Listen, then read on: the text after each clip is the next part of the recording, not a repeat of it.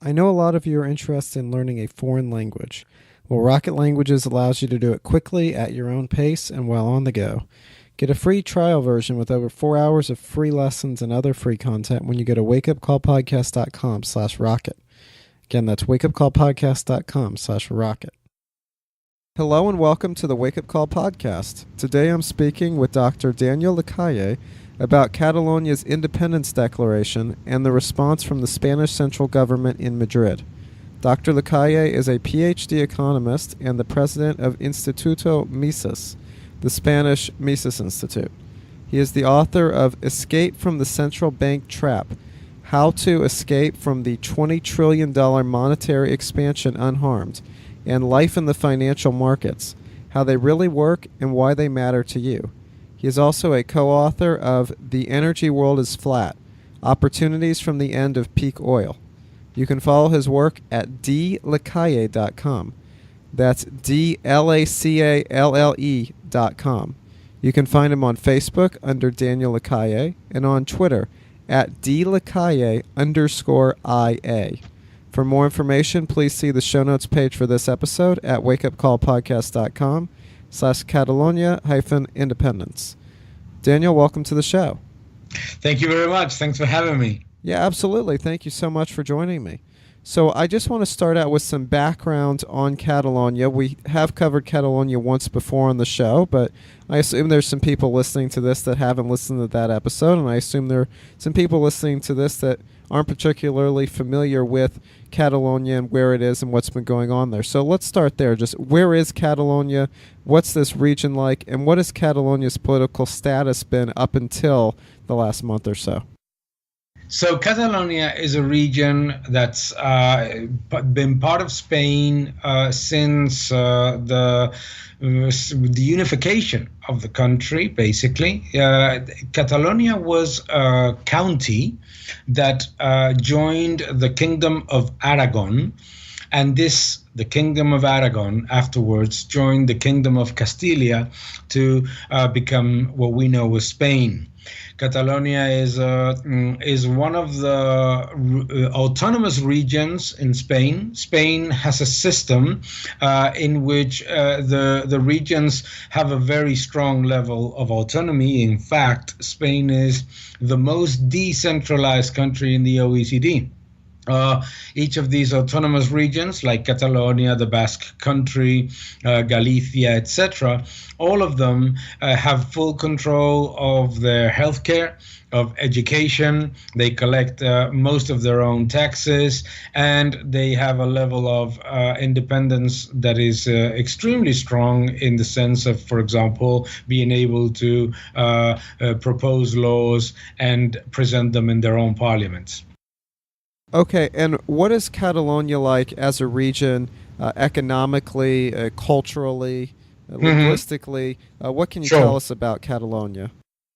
Catalonia is about 18.5% of the GDP of Spain. So for our listeners in the United States, that would be a little bit less than 0.2% of the GDP of the world. It's a decently rich and diversified economically region. It has a solid industry, a very strong touristic industry. Sorry, it's the tourist industry is a big driver of the economy, but as well you have other industries like utilities, infrastructure, and the building of equipment for other companies.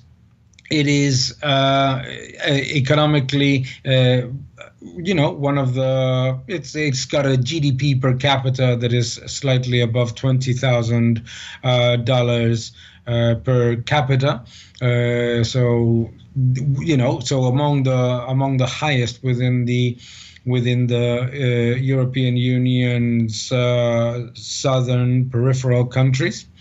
And culturally, it is a region that has a rich, a unique culture, like many other regions in Spain. For example, it has its own particular language, the Catalan, like the Basque in Spain have the Basque language, or the Valencians, or the Galicians.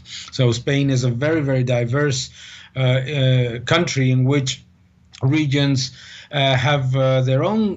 Many of the regions have their own language and their own very specific culture. And Catalonia has a rich, diverse, and very, very wide and well-known culture specific to its own region.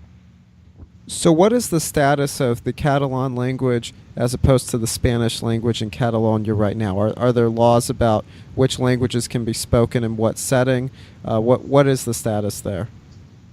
Yes, according to the law, each region has Spanish as the vehicular language and its own language as well. No, so if you go around Spain, you will see in many regions that their own language is in the same sign as Spanish and maybe English, for example. No, in the case of Catalonia, the government, the regional government, has been extremely aggressive in terms of the implementation, the submersion, as they call it, of the Catalan language, to the point that, for example, for a number of years, there were penalties to businesses if they did not put their signs and their and their advertisements in Catalan instead of Spanish.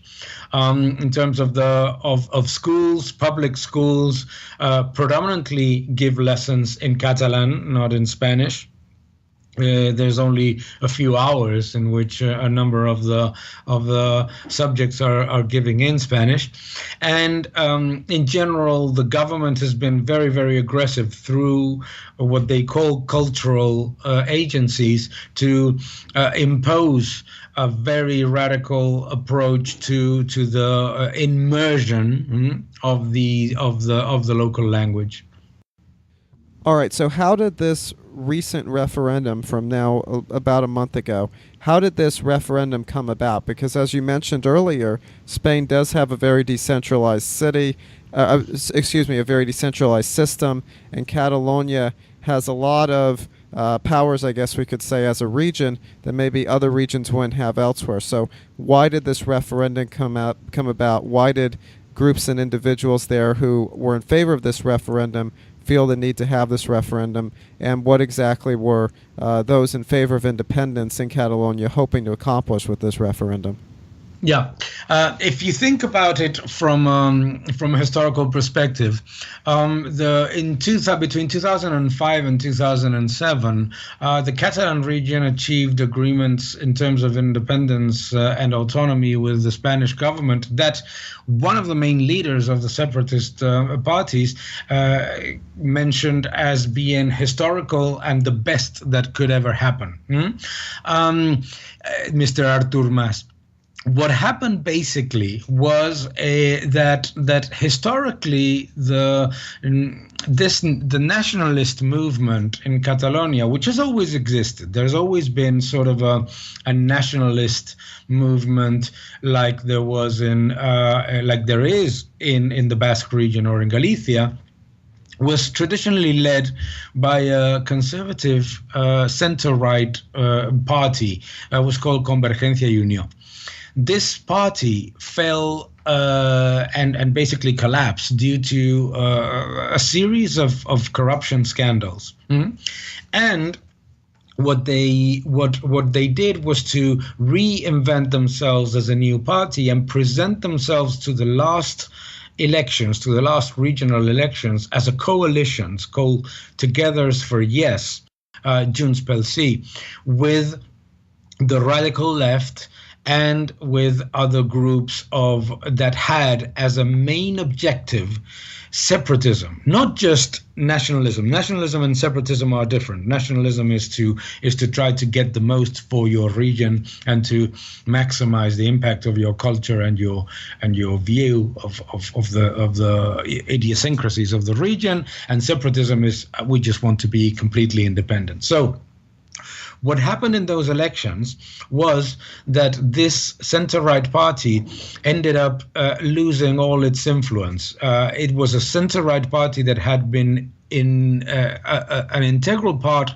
of many governments with the socialists and with the conservatives throughout the history of the democratic history of Spain. No. And what happened was that suddenly this previously nationalistic group was hijacked by the more radical, more separatist-oriented ones. And they decided, and the funny thing was, they made this election in which they presented themselves all together as some sort of the equivalent of a referendum on independence. That's why they were called Junts spell C, together for yes, yes as in yes for independence, okay? But they didn't win a majority. In fact, they were less than 39% of the votes. And as such, what they did was to accelerate and become a lot more aggressive to push for independence, and therefore they decided to call for a referendum. They decided to call for a referendum, and this is an important factor for international readers or listeners, in which they broke their regional laws, they broke the rules of the local parliament, of the Catalan parliament, and they made all the noise to create a referendum that would basically generate as much noise as possible in order to avoid the bigger problem, which was all this corruption scandal that was permeating the Catalan economy.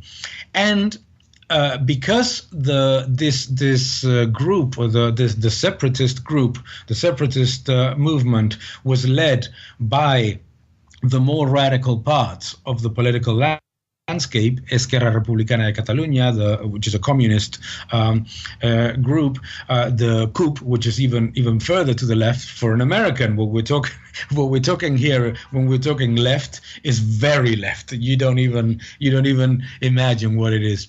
So the point was that these people had only one thing in common, which was independence, and therefore everything else became a second derivative of the situation. And they utilized the referendum as a subterfuge to disguise the problems, but at the same time to push the separatist agenda as if it was a majority, which it wasn't. And remember that throughout history, if you put together, they might have been in power through different coalitions, but separatists themselves, pure separatists, have never been more than 39% of the votes. All right, and who have the individuals and groups been leading the opposition to independence? Mm-hmm. The opposition to independence is and this is probably one of the reasons why the whole situation was hijacked in terms of the media by the separatists, was quite fragmented. No? So on one side you had the center right called Ciudadanos, Citizens, which is a group, a party that was created actually in Catalonia, precisely as a reaction against the increasing pressure from separatists hijacking institutions, television, education, etc.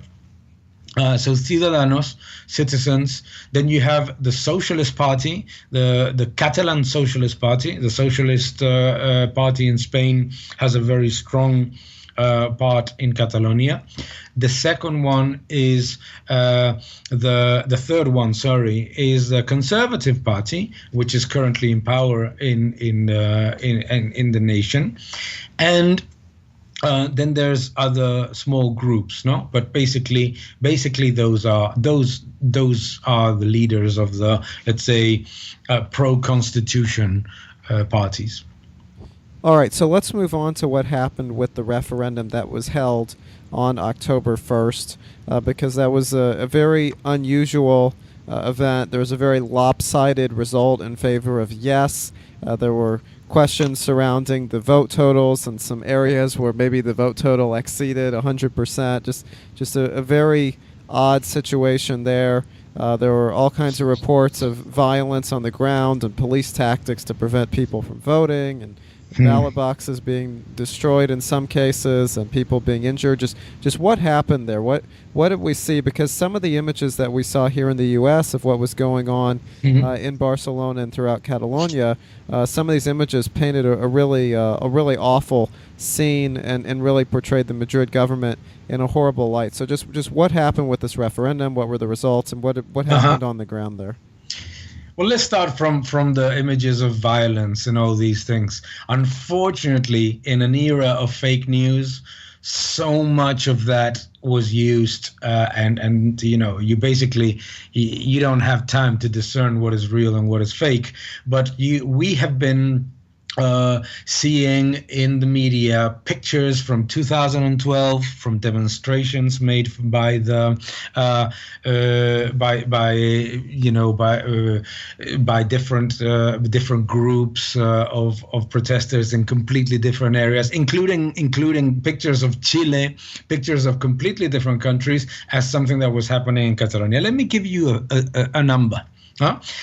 The separatists said that there were 800 injured, okay? By the end of the day, there were none in hospital in Barcelona. More importantly, think about it. If there were 800 injured, why did none of the government officials in Catalonia who would have benefited politically from visiting them and showing it to the world visit any of them? So the very sad thing was that finally The Guardian, you have seen that The Guardian, The Washington Post and others have shown that we were fed fake pictures, fake footage in so many cases. Yes, there were some incidents, but nowhere close to the level of violence that was sort of shown by the media. And unfortunately, we in Europe are used to seeing fake portrayals of violence in the United States by being selective with footage, and you in the United States fell under the same trap with this situation. So those infamous 800 injured ended up being only 2 and minor. There was a woman who said that the police had broken her 5 fingers. She had none of them broken. She had to clarify it on TV, etc. I mean, truly despicable propaganda from with a very specific objective. But let's talk about the referendum. The referendum was not illegal because Spain or the Spanish government said so. The Supreme Court of Catalonia dictated that the referendum was illegal. It had broken the laws that Catalonia itself had agreed upon in terms of timing, in terms of approval, in terms of the way in which it was conducted. For God's sake, on the day of that alleged referendum, they changed it to a universal census.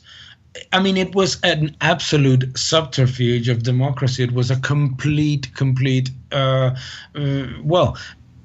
farce.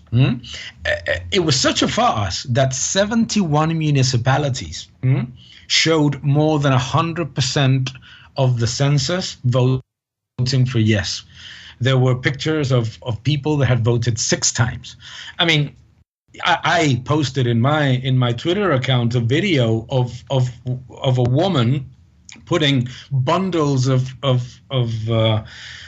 envelopes into a ballot box. It was so ridiculous that Le Monde itself called it a banana republic type of result. 90% vote in favor of yes. They made a mistake when they made the recount, and they came up with more than 100% of the votes. It was a true farce. But more importantly, it was not just a true farce from the result and the procedure. It was a farce before. When the referendum was presented and the law of disconnection with Spain, the transitoriety law, was presented, the opposition was given less time to make their allegations than for lunch, less than half an hour. It was done in secret. It was done against the rulings of the Catalan parliament, according to the lawyers and the legal team of the Catalan parliament. It was against the Supreme Court's ruling, not the Supreme Court of Spain, the Catalan Supreme Court.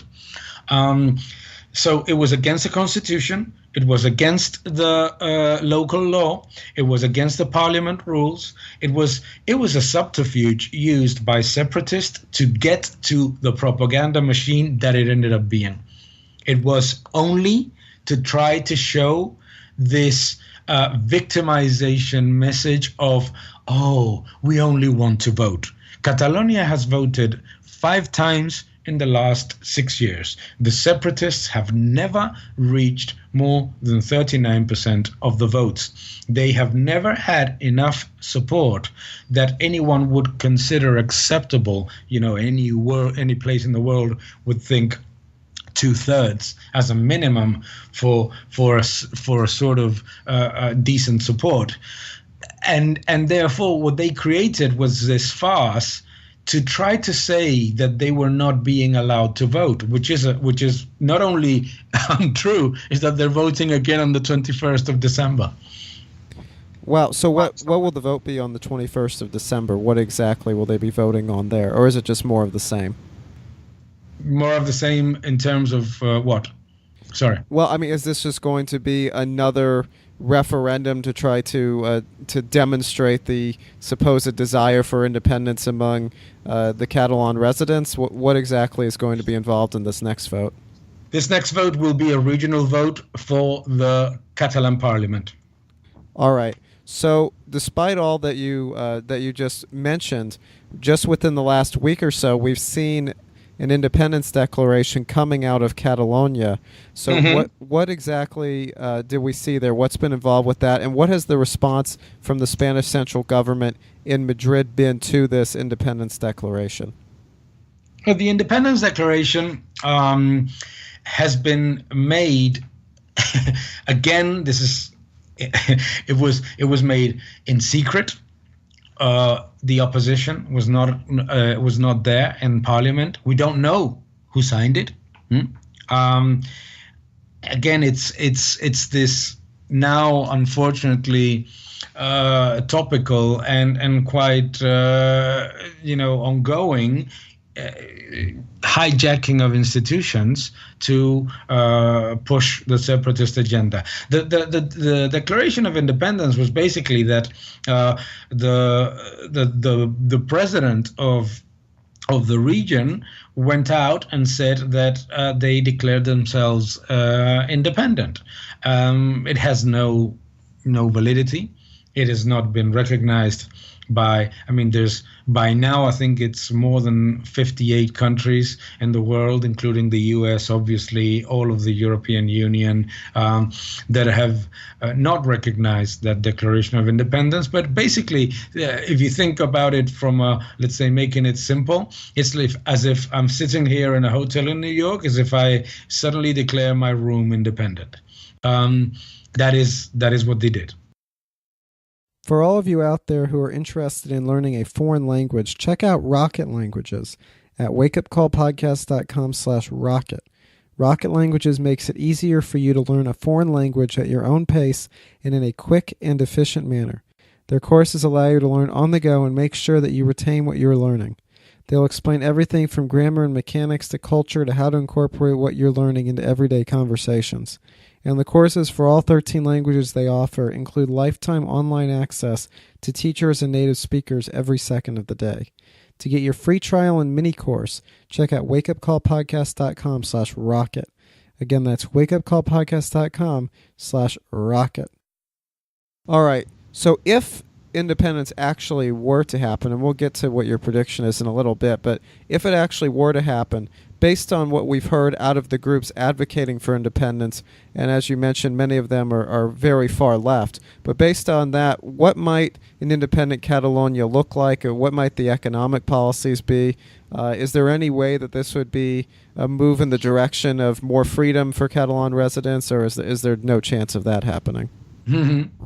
As you know, as a libertarian, one of the funny things about this separatist movement is that it's completely anti-freedom. No, the first thing is that it's not about secession to gain more freedom from government. It wants to remain in the European Union. It wants to remain in the euro. So monetary policy, fiscal policy, all of it will be dependent on the European Union as it is today.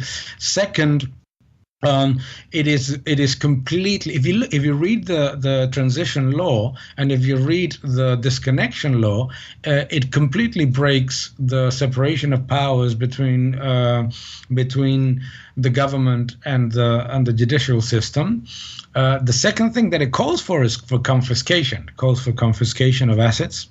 It is also a high risk because there are numerous mentions about default on credit obligations, including, for example, in the transition document, they mentioned that they would be needing to finance themselves with patriotic bonds and I quote, bonds payable with future taxes. So what a Catalan citizen would find himself in is a very interventionist, extremely anti free market type of administration, which is, by the way, something that we have seen through history. Having the level of autonomy that Catalonia has, including the ability to reduce some of the regional taxes and to make and basically, do changes into the taxation system. It's one of the regions with the highest tax burden in Spain. So what would we find?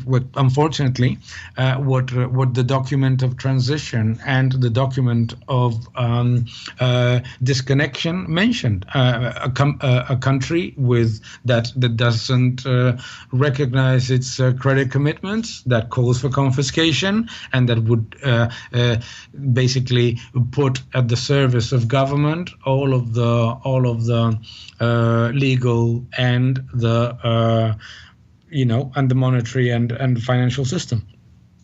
Well, and it's interesting that you point out that even though they want independence from Madrid, they don't want independence from Brussels, and that they would still want to be a member of the European Union. That's a very interesting aspect of this whole Catalonia situation. Which is one of my debates with fellow libertarians, is that they talk about how they support the Catalan secession because the European Union is a disaster. And I said, well, what are you talking about? They want to be in the European Union. So it's not about independence, it's about dependence.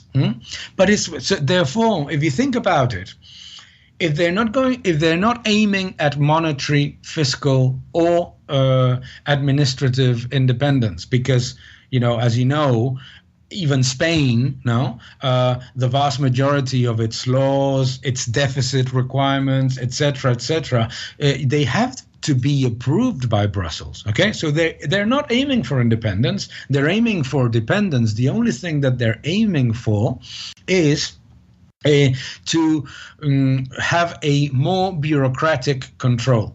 So it has absolutely nothing to do with freedom. It has everything to do with bureaucracy. And this is why I point it out all the time to, to people in the United States and elsewhere that believe that this is some sort of call for freedom. This is not a call for freedom.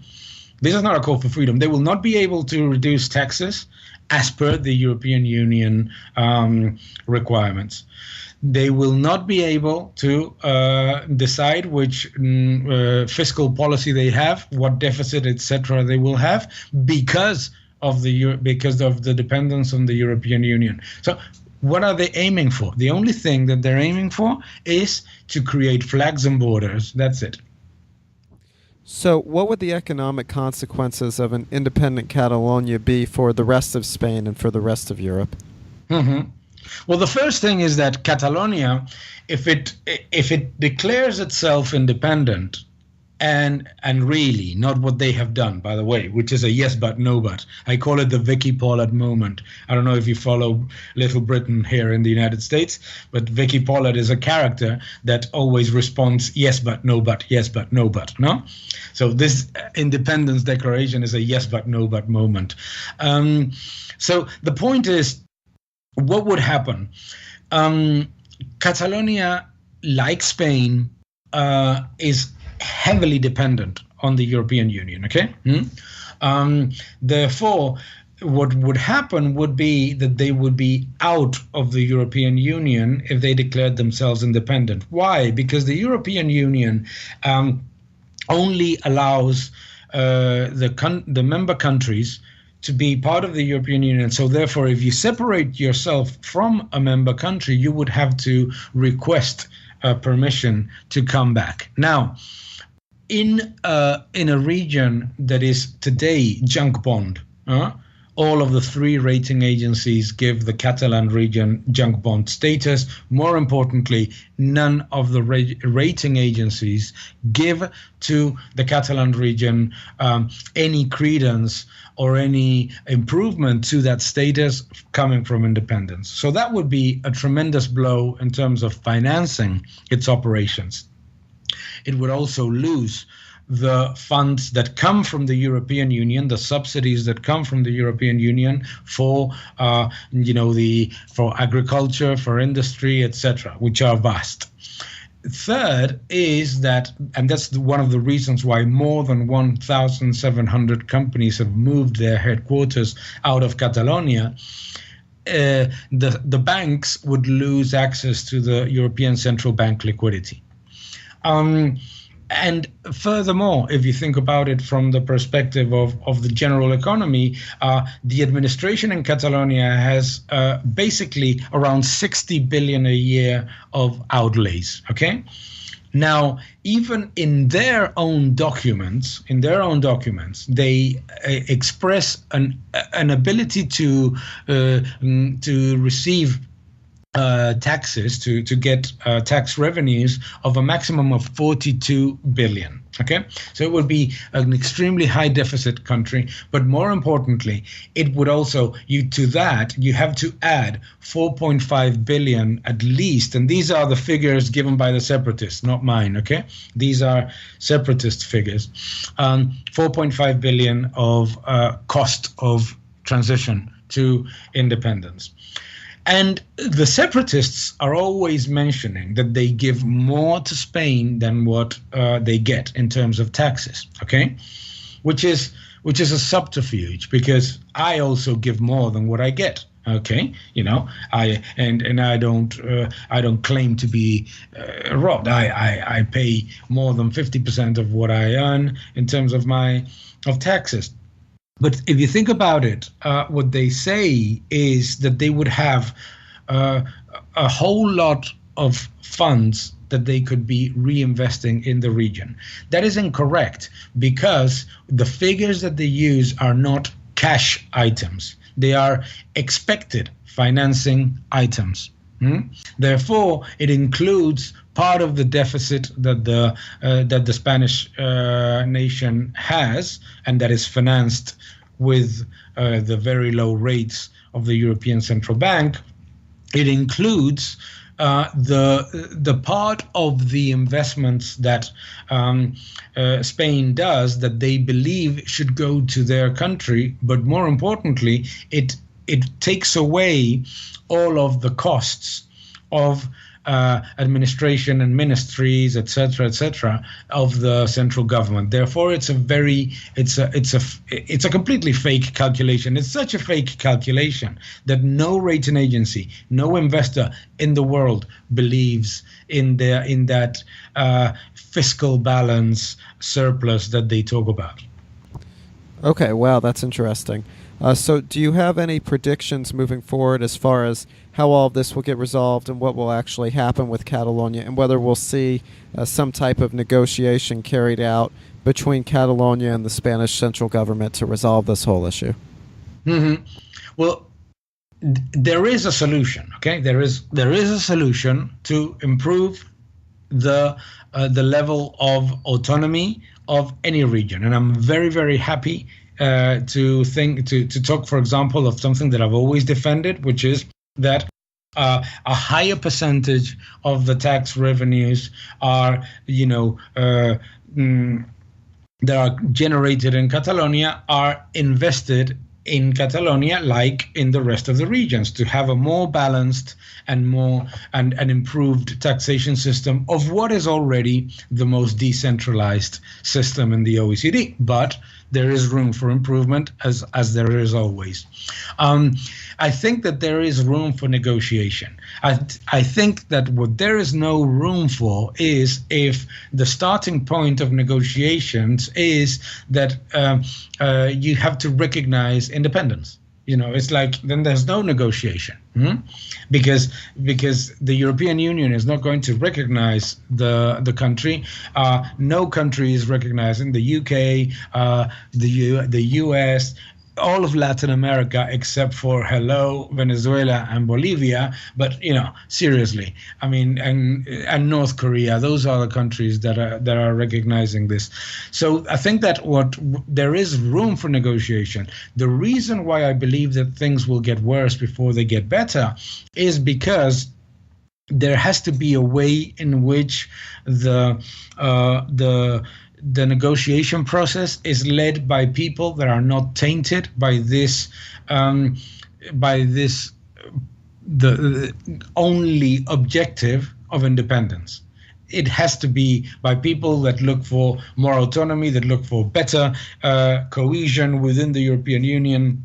By the way, what they want, I'm coming back to what they want, not what I want, but they want to be more in the European Union and to have more autonomy. Those two things can be provided by continuing to be within the constitution and within the laws of the country and of the European Union and of the Catalan region. By claiming independence as the only objective, unfortunately, there's no solution. Therefore, what I believe is that we will get more tension as we go into the 21st of December and there's elections, that those elections might not necessarily mean a final and clear solution, but that we will have a process of maybe, I would say, 12 to 18 months in which at the end of the day, everyone will find out that the central government in Madrid can give more autonomy and a little bit more improvement to the fiscal system for all of the regional communities, and that the regional government of Catalonia can continue to enjoy the level of independence that it has, that is envied by any federal state in the world, without this ridiculousness of in trying to be independent but completely dependent. All right. Well, on that note, thank you very much for joining me today. If someone wants to learn more about your work, what websites and resources would you direct them to? Yes, I mean, you can find all my articles and all my videos in dlacalle.com. That is DLACALLE.com. I'm on Twitter. My English Twitter account is at @dlacalle_IA. And very happy to continue with the dialogue anywhere and in any of the social media, of course. Okay, great. And I want to remind everybody that the show notes page for this episode is wakeupcallpodcast.com/Catalonia-Independence, and that's going to be the place to go to find all of those links that were just mentioned and all sorts of resources related to this episode. So that's wakeupcallpodcast.com/Catalonia-Independence. And I want to encourage everybody while they're on our website to go ahead and sign up for our email list. You'll get show updates, and you also get a nice little guide helping you make sense of all the episodes that we've done on the show and what topics we've covered and what sorts of things we've discussed. And I also want to encourage everybody to subscribe, rate, and review the show on iTunes or Stitcher. That really helps us out a lot, so if you like the show, go ahead and do that. And it also makes sure that you'll get the episodes right when they come out as quickly as possible. And Daniel, thank you so much for joining me here today to discuss the situation regarding Catalonia. There seem to be new developments all the time, so we'll keep an eye on what's going on over there, and perhaps we'll continue this conversation in the near future. Or I know that you have written about and discussed numerous other topics completely unrelated to Catalonia in the past, so perhaps I'll have you back on to discuss one of those. But in the meantime, thank you so much for being so generous with your time here today and for joining me to discuss this situation. Thank you so much. It's been a pleasure. All right. Thank you. Thank you for listening to this episode of the Wake Up Call podcast. If you'd like to listen to more episodes, please check out our website at wakeupcallpodcast.com. There you will find show notes pages and comment sections dedicated to the show. You can also contact us via our website. And thanks again for listening.